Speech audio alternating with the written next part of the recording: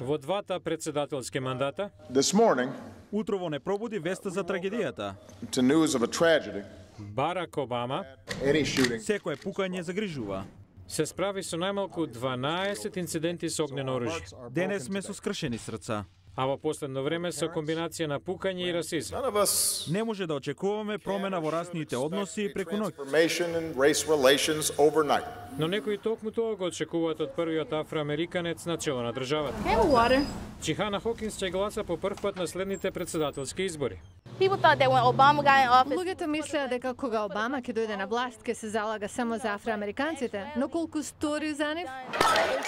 Живее во Балтимор на помалку од 3 километри од соседството каде избија нереди по смртта на црнец во полициски притвор. 1,5 месец подоцна, осомничен белец застрела 9 афроамериканци во црква во Чарлстон.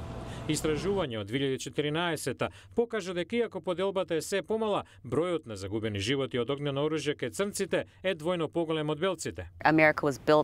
Америка на многу начини беше изградена врз расизам. Социологот Крис Марш вели, денес расизмот е заацкриен.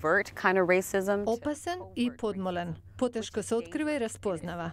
Како Дилан Руф, осомничениот за убиствата во Чарлстон, објавил расистички гледишта во манифест на интернет, но некој велат дека неговата цел за расна војна била поразена, кога луѓе од сите раси се обединија по убиствата.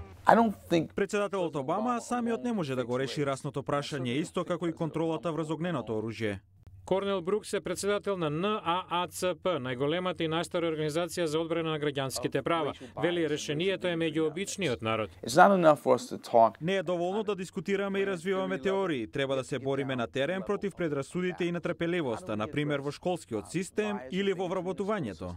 Некои велат се почнува со бришењето на расните граници, други велат тоа нарушува разновидноста. Можеби за почеток секој лично треба да се залага за расна праведност.